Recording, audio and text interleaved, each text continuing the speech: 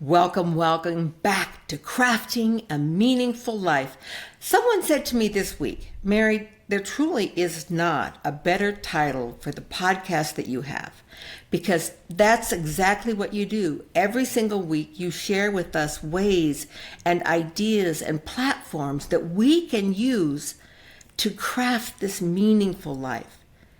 And that's exactly what I decided when I retired at age 65 that I wanted to do. I wanted to make sure I was crafting my meaningful life, and I wanted to offer a platform that others can craft theirs as well. It doesn't benefit any of us to get there on our own. I mean, seriously, what are you going to do by yourself? You want everyone. It's this concept of oneness. We want to move the needle together, and we can do it together. I have a rare guest this morning, and as you know, I don't have a lot of male guests on my podcast, but every once in a while there's one that is really has such a message that I want them to be on here and share with everyone. And my male viewership goes up like crazy, so it's a good thing. So welcome to Daren Watts. Hi, Darren. Welcome to the podcast. Thank you so much, Mary, for having me. Look at you, just sitting there, full of life, ready to step into a new phase of life. And yet, I know some things about you that many people may not know. Darren is a very successful doctor. He was an OB-GYN for over 30 years. Well respected in our community. You were the heart and soul of St. Mark's Hospital and their surgery and OB-GYN. You lifted so many women. Life looks pretty good for you, I have to say. You were like, one of the rock stars in Salt Lake City. But then something changed your life. Let's start there. Sure. What would you like me to explain about that, Mary? Well, so many things about it. You were in Germany on a vacation with your family, your wife, your children, and slipped in a bathroom. Yeah. And nothing was ever the same after that. Let's start there. Yeah, well, it was food poisoning. I had for about 4 hours of throwing up. I was sitting on the toilet throwing up for the last time and passed out, hit the bathtub. That's how I broke my neck.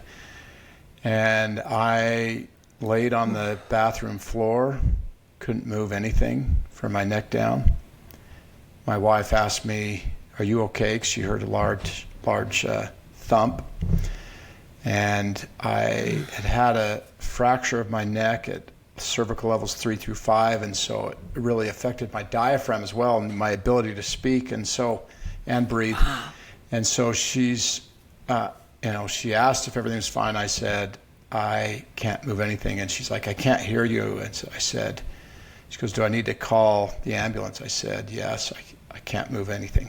So anyway, luckily I had my wife there and my son-in-law and my daughter, and he was strong enough to be able to push in the door to get into the bathroom because I was blocking it. And my neck was about 90 degrees, and he gave me a blessing on the floor, which was amazing. And I said, "You need to move my neck." And he's like, I don't want to touch it. I said, "No, you need to straighten it out." And so he had some EMT training. He straightened out my neck. Luckily he was in there, took off the hinges on the door so the EMT could get me out. And I pretty sobering knew my life was going to change forever at that moment. Yeah. I think about your wife and those initial feelings of like, well, this can't be true. There's a mistake here. How did this happen? We were just together. We're on family vacation. That disbelief. And then your son-in-law, I hope to shout, Darren, if you had asked me to do that, I I I don't think in fact, I'm pretty sure I wouldn't have. Yeah. Why at that moment were you impressed to have him do that? Well, I just felt like the impression was I needed to improve perfusion to my neck just because it was so angled, and that was, I don't know. I don't know if it made the difference. I know there's people that are in those positions for longer periods. I just don't know. But I felt like that's what needed to happen. Wow. Wonderful to have him there. Well, fortunately, I have to say that rather than being in Timbuktu, you were in Munich, Germany. Yeah. And Germany has one of the great health systems of the world. And so what happened then? Well, I was taken by ambulance to the hospital and had an evaluation in the emergency room. They found that my neck was fractured at those levels, cervical levels 3 through 5, with impingement on the cervical spine, on the spinal cord. And so they took me back to surgery. It's kind of funny. I have a good friend, Chuck Rich, who's a neurosurgeon here in town. And Yeah. I asked my wife to give him a call. And I don't know what time it was. It was 5 or so in the morning in Germany. I'm sure it was really, really early here. He answered it right away, and I told him what was going on. He was so amazing to just chat with, and he said, just make sure they do a incision in the front. So we went to the OR, and I had not really met my surgeon. And I said, can I speak to the surgeon? And this German surgeon came up, and I said, now where are you doing the incision? And he just looked at me and walked away. So he didn't have any concept that you were a doctor? Well, I don't know. I have no idea. And so I woke up with an incision in the back of my neck. Well, so anyway. Oh, so you didn't amazing. get to communicate that to him? No, he didn't. He walked away. He was not interested. I just don't know if it's a language barrier or what, but they did a great job. And I then came to Salt Lake City later, and so they stabilized my neck in the back, and then Dr. Rich here in Utah stabilized my neck in the front. So I've got How long were stable you neck. in Germany? 1 week. Okay, that's pretty quick. Yeah, well, it was amazing. I had family really trying to facilitate my return home. Of all things, I had a brother who runs a company called Denali Therapeutics, and he happened to have his partner, who is German, wife, who works in the hospital in Munich. How crazy is that connection? That's not crazy. You know it. No, That's I a know. blessing. Yeah. No, it's all divine. There's so many divine interventions through the process, and so he helped facilitate it, and it was interesting. Long story, but my family, they were ready to pay for my flight over, which was very expensive. And right when they had committed to do that, one of our administrators at St. Mark's called my daughter, and said, hey, I understand that your dad is there, but we want you to know that we commit to all physicians who are employed at St. Mark's and HCA that we will transport them anywhere in the world for free. Wow. So yeah, that was amazing. What a community you have built. Yeah. So they flew me home on a medical transport plane, and Okay, because that was one of my questions. At this point, you're still paralyzed, yes? yeah, From the neck down? neck down. Wow. Yeah. Yeah, this is not you walking to the airport and getting on a flight. No. There's lots of special things that have to happen to bring you home. Yeah. Yeah, it was a big deal. So when you arrived home, what's next? Well, I was greeted by family and friends. It was awesome. I sat in the hospital in St. Mark's and just received a stream of supporters, those nurses and doctors and people that I just knew and loved. And it was amazing. Family and just everybody was just, it was such this crowd swell support that was really sobering and also lifting. Mm-hmm. It's healing in and of itself. Totally.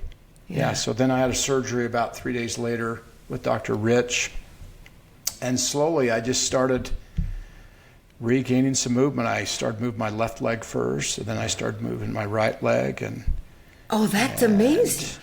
About 2 weeks, I was starting to move a finger about just like that, just a very tiny amount. And after 2.5 weeks of stabilization in the hospital, I went to Craig Nielsen Rehab at the University of Utah. They're amazing. Yes. And they set out a course of what we're going to do. It was pretty amazing. They gave me a power chair. Day one, I sat in a power chair and I could move my left hand just a little bit to move it. I was just going at a snail's pace in my chair. That was my first kind of mobility, freedom. It was great. And a couple days, they kind of got everything sorted out. On a Friday, they stood me up for the first time, and I had about 4 people holding me up, and they said, on Monday, you're going to walk. I was like, walk? I can hardly stand. So, you're going to walk on Monday. So, oh my. Because at this point, you had looked at the real possibility of being a quadriplegic. For sure. Yeah, I was. I am. Yeah. And have them tell you that on Monday you're going to walk. Did you believe them? Well, it's interesting. You kind of have some self-doubt. But as I worked some feelings out through that weekend, and in the weeks before that, I told my family I was going to walk out of the hospital. I love that.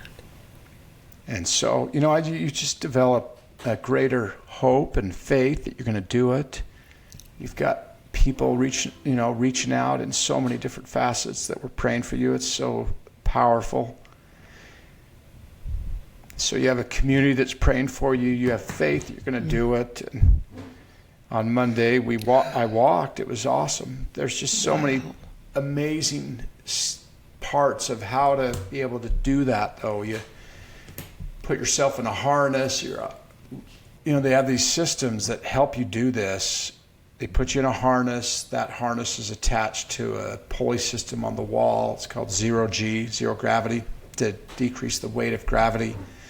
But you have a therapist on one side, another therapist on the other side, and I have my daughter. I was able to move my left foot a little bit, and my daughter was pulling my right foot along. And that was day one movement. And wow, it was so amazing. I had family who recorded all of these videos, and over 6 weeks, you just saw every day this amazing change. And so, wow. I woke up every morning with the hope and the confidence and faith that I was going to regain new movement. And I would. And every day I ended it with the gratitude that I had moved so much. And so that was the system every morning. Hey, grant me more movement, more strength. And it's just amazing to see that. And for really 2.5 years, I recorded in my journal, today I was able to feed myself. Today I was able to bring water to my mouth. So I still do that. I still see small changes. How long has it been since the accident? 2.5 years. 2.5. Serious. In just 2.5 years, you've regained, it looks like, because you were standing when I first clicked on, and then you sat down in your chair, and I didn't know what to expect, and I was like, he's standing, he's sitting, he's not in a wheelchair, you have use of all so any limitations that you still have? Gosh, there's so many.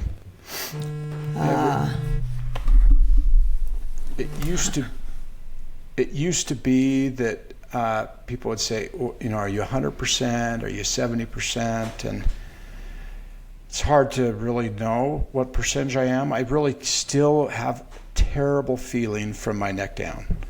So I can't feel anything. My coordination of my hands are really bad. And my movement is pretty bad. I mean, I look at myself and I think I walk that way, and do I move that way? So I don't love looking at myself in that, just because where you were.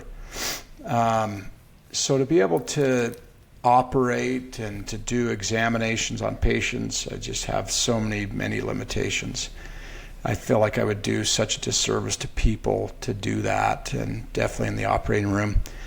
So yeah, I have a lot of limitations. I have things that I still work on every day, trying to coordinate my hand movement, trying to write, trying to grab things, and I can't really fully extend my right arm. And so there's things that I still work on every day. We take these things for granted every day. To being able to hold your wife's hand, to be able to continue your career. I'm sure you played a few different sports in your life, and there was something you liked that is now a little beyond you. Yeah. And what is that adjustment process like? How do you adjust to no longer having those things that you loved in your life? Well, there was a great book written by somebody who was paralyzed, and he said this comment. I can't remember his name, but he said this comment. In our lives, we've got like 3,000 different things that we can do. And you become paralyzed, and maybe you can do 2,000 things. And it's just different. Life is just different. People are like, are you going to ski? Well, I don't know if that's really my goal. Hey, I can walk down the street, I can drive a car, I've tried to golf. In fact, I have this story. I was speaking to a friend just yesterday, and we had golfed I think it was actually last summer, and I started to learn how to relearn how to golf with my grandson, who was learning how to golf for the first time, and it was been an awesome last summer. And then this experience, I was with my son, and I was with my friend and his son, and I just am not the same golfer. In fact, it's terrible. Yeah. Well, and perhaps you and I could golf together now. Yeah. Because I'm not a good golfer, and so we might be well matched. But it was so amazing. This is what this gentleman's wife told me. He said, it was great to golf with Darren and his son, but the better part, I just was seeing him out there trying, but to see his son, the way he treated him was so touching. He said at the end, I gave him the biggest bro hug I think I've ever given somebody. And it's amazing. I do get those. I get bro hugs, and I get amazing hugs from women, because I think I just need them. You put that out. That's your aura. Hug me, hug me, hug Totally. me. It is amazing, the power of a hug, a power of a human being holding another, and the healing process that can come from just that whole hug, that you can know that someone sees you. Yeah. And that you are loved just the way you are. Yeah. Sweet Mary. Not everybody's that way, because, I delivered lots of babies, and I'm a hugger. And you can tell people who are not huggers. And they get the vibe off. Don't do that. Yeah. So I'd hug people after the deliveries, and, what an amazing process to deliver a baby. Yeah. And so humbling and so powerful and so sweet. It's the best experiences we have in our lives, and I was able to be there. But you can definitely tell people who are receptive to a hug and those who are not. So I It started to is read true. that. Yeah. I'm a hugger. And when I start to, so even if I sense that maybe they're not a hugger, I always test the waters. I move for them just for a moment, and then depending on their reaction, I either grab their hand and their arm with two hands, Yeah. and or I move in for the full big daddy, But I don't ever want to put anyone uncomfortable. Yeah. But if they're receptive at all, I want them to experience the healingness of a hug. That's great. And I know that you have experienced that, Darren. What sure. would you say was kind of the biggest principle or value that you had developed in your life that you never thought you would need to use like this, that came forward at this time to lift you? Gosh, that's such a loaded question, Mary. I think there's so many things, and I've done my best to make sure that I write down what have I learned from this. Yeah.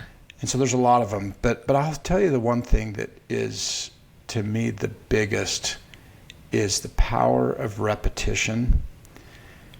And, because I trained to be a surgeon, and at the beginning parts of that, I had this surgical pliers in my pocket, and I would open them and I'd close them, and I'd open them and I'd close them, and I'd walk all the hospital and I'd had this in my pocket, and I tried to just get those, just tried to get that system. And when I really started into surgery more consistently, that just was such a inherent thing. It was so easy.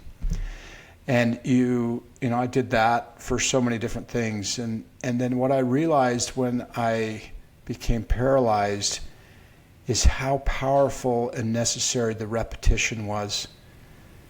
Yes. Until it becomes more second nature. Like right now, I have to think about walking. Where you probably walk around and you've got your cell phone, you're maybe listening to something, you have to, you can multitask. I have to think about my steps. Yeah. But every day I have to get on the treadmill and I have to do it. I have to do the repetitions, and I have to stretch my arms because they want to come into my body, and I have to learn how to grip and get my grip strength. And the repetition is what has healed me. And when I first came home from the hospital, my hands were straight like this because the muscles wanted to contract to hold them. And so at the end of therapy, I would put these gloves on. They're called finger flexor gloves, and it would have a rubber band on each finger, and it would pull to the wrist, and it would basically get my wrist so it would be like this as opposed to like extended. And every day I did that. Yeah. Because what I didn't want is my body to be like stuck in that position. And you'll see that with people who go through paralysis. You have certain joints are contracted in certain ways. But the only way I knew to remedy that was the repetition. So I would say that was probably one of the biggest things where I had done things before with repetition that I realized was so powerful. It was to be repetitious. In fact, my first days recovered in Germany, I was moving my left leg. I kept moving my left leg, and the nurse was like, "Will you please stop moving your left leg?" And I'm like, "No, I actually am able to move one thing," and I moved it. And I'm going to move it. Yeah. So anyway, I would say that's probably one of the biggest things. The power of repetition. Where I didn't think about it before, even though I did, you did it. I mean, take for instance your podcast. This is, I know the last one I listened to is 378. So I don't know, we'll probably be 380. your ability to do this now is probably so much better than what it was when you first got those first you 100 think? you did. Yeah. Yeah, I don't even need to plan them ahead of time. I just listen to people's stories, and I'm naturally curious about things, and so I just ask the questions that I'm thinking. That's great. Yeah. You know, I want to share this, but I want to make sure that I can do it without losing my emotions. You don't know this, Darren. But the power of what you just shared with me about repetition is probably the most profound thing I need right now. I have suffered with autoimmune disease, psoriatic arthritis, began about age 50. And in 2 weeks, I'm going in for hand surgery. And as you can see on this side, and this side with these knuckles that are just... And every single day, I go to the gym and lift free weights because it forces me to keep my grip strength up. And I've wondered, when I have this surgery, am I going to lose the ability to grip? And that you just shared that was so powerful to you is what's going to be the most powerful for me. I'm going to have your hope, your belief, and every time I open and close my hand, I'm going to think, repetition, repetition. These artificial joints are going to work, and I'm going to be able to keep moving my hand. Good for you. So who knew that was going to be my greatest takeaway today? So thank you.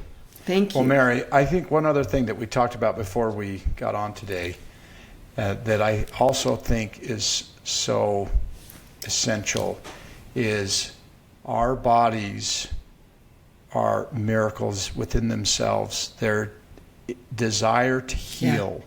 So you're going to go through surgery, and the order of your body, instead of to break down, even though we do break down over time, our order is to heal. Our bodies want to heal. Your incisions will heal. And so that was also something that was so powerfully instilled within me as a physician, seeing people that you operate on, you do these crazy surgeries to heal them, and they do heal. And I had that also instilled within me when I knew that I had this paralysis, that our bodies want to heal. Yeah. They do want to heal. And I keep telling myself this crazy idea that my body has of attacking me is done.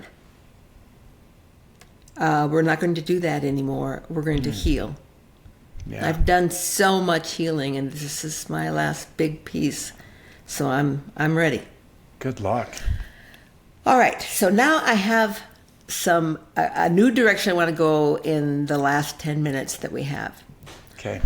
That's what happened. That's who you were, and that's what happened to you, and here's your recovery. But what are you doing now? I just think, okay, as a doctor, I'm sure you had some insurance. You could probably sit back and just say, I just want to be here and take care of myself, and I really don't need to do this anymore. I can just be, golf. I'm going to learn to golf some more. Maybe one day I'll ski. You could sit back and let life take care of you from this point. But Darren, you have made a decision that your time of giving and service is not over. Mm-hmm. You have decided at this, I'm assuming you're in your 60s, okay? Getting there. Okay, not quite yet. Okay, so late 50s. And that you've decided at this point after having never been in politics, that you want to run for mayor of Holladay. Yeah. But like, what's going on in your brain? I mean, seriously, did it hurt your head when you found? I mean, Probably. talk to me about that. Yeah. Well, it's hard when your nature is to care for people. Yeah. And you have this burning desire to serve. And in so many aspects of my life, that's what I do. I mean, I have 5 children. That's in itself service. Yeah. And I've got amazing now son-in-laws and some grandchildren that are just the cream of your life. And you want to be a part of their lives. Yeah, I have a great church community and a medical community and a community of the city of Holladay that is just been amazing, especially as they've been so receptive and warm and supportive through what I've gone through. Mm-hmm. And so I just have this desire of it's not necessarily to give back, but that is part of it.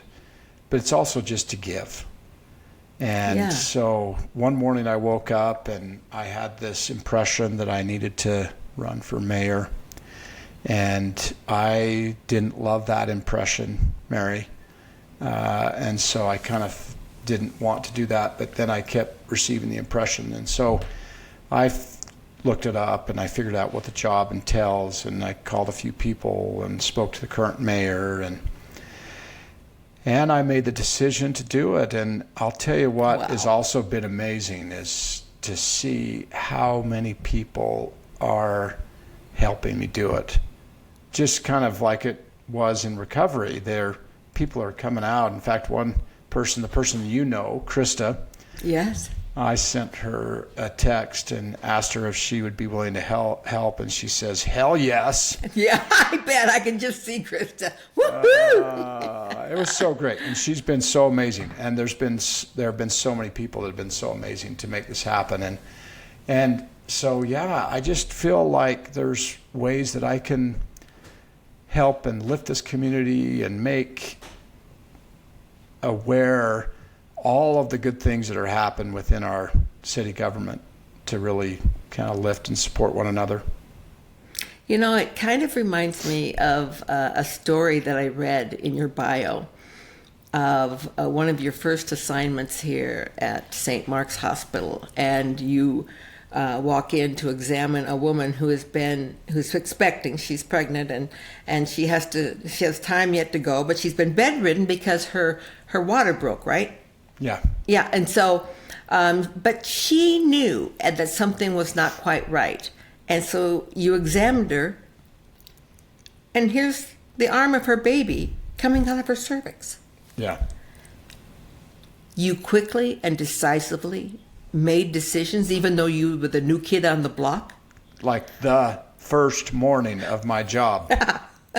And there was this trust that people had to have in you, that you knew what you were doing. Yeah. And I'm sure along the way you were questioned by a few. For sure. But when you did it, the trust grew. Yeah. And I see that as I've learned more about you, Darren, throughout your career, that people's trust in you is pretty phenomenal. And now in this position, you're asking again, here's this doctor, this kid on the block, never been in politics. What the heck does he know? And so do we trust him? And now you have a myriad of years and reputation behind you. And you're just asking people again to offer you that same belief. Mm-hmm. Trust. Yeah. Mary, there's something amazing caring for people as a physician. I remember walking around just socially and seeing people who are pregnant, and I thought, okay, am I responsible for that person? I've had a gift to be able to recognize people, and sometimes I'll remember people and remember the room number that they delivered in.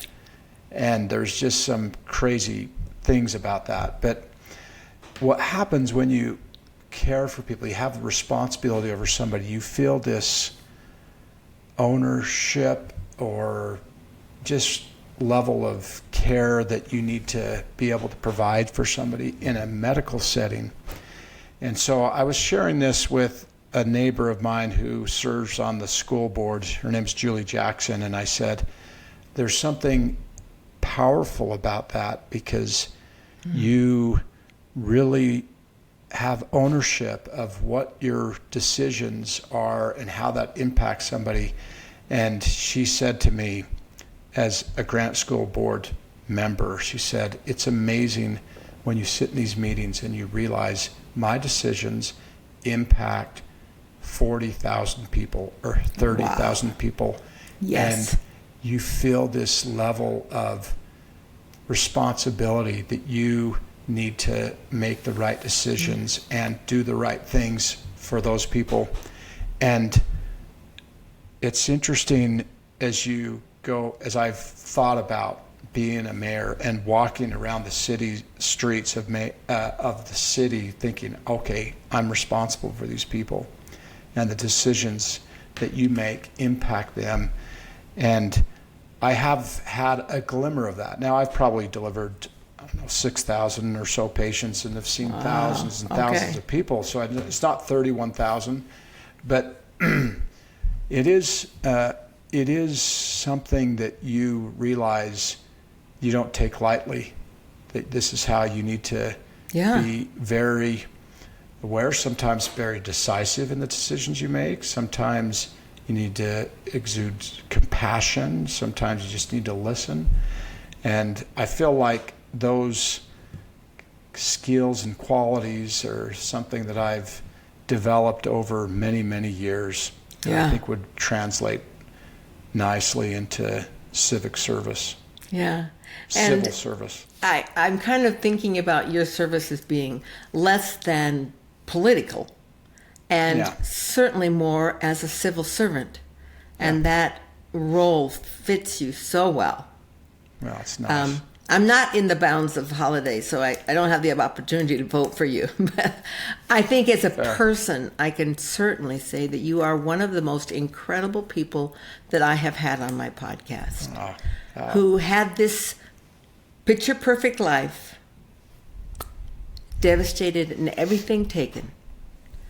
It's what Nate Randall and I, you said you watched that part. It's what we talked about. Everyone has that moment of rock bottom. And it's what you have built inside of you over the years that allows you to reach deep and start again. Resilience. When people complain to me about their problems, I'm like, you should just be saying thank you. Yeah. Thank you. Because resilience is not built laying on a beach in the Bahamas. You don't get any resilience there. You just have a nice time, and there's nothing wrong with that. But resilience is built when you're in the trenches. And step by step, handhold by handhold, you're clawing your way out and building that again and again. And I take my hats off to you for never giving up, for coming back, for offering the world your light. That's great. Thank you. Thank you, Darren. You're welcome. I have to say, about 3 months ago, and we can relate on this topic, you are amazing because you've been doing this for almost 8 years, but I started my own podcast. Oh, that's amazing. That's wonderful. What's it called? It's called Not Your Doc, ... anymore. Not your doc anymore. Yeah. Yeah. So, and that has a story in itself, but I'll tell you what's been amazing is talking to people who are in medicine. So I interview other gynecologists, I've interviewed nutritionists, psychologists, I've had a prostate cancer one and a breast cancer one and a bariatric surgeon. And I'll tell you, what is amazing is hearing the passion that people have for their specialty and their desire to want to talk about it. It's been awesome. There's one section in there that I say, we're all human, and how has this changed you? And it is so compelling to hear how caring for people have changed who they are. So when you have the proctologists on, let me know, because I want to understand their passion. I really do. I'm like, I don't know anything about that. Why would anyone choose that? So let me know when you interview the first proctologist. They're amazing people. They are. A lot of I have them. the best Really one, good. and he's so compassionate. His bedside manner, I'm like, what is wrong with you? So at the end of this podcast, Nate or Darren, we're going to include a link to several things that, helping with your mayoral campaign, to your podcast. I think is the most important one. I really would love for people to tune in, and I think that is such a great platform. Not your doc anymore, ... Yeah.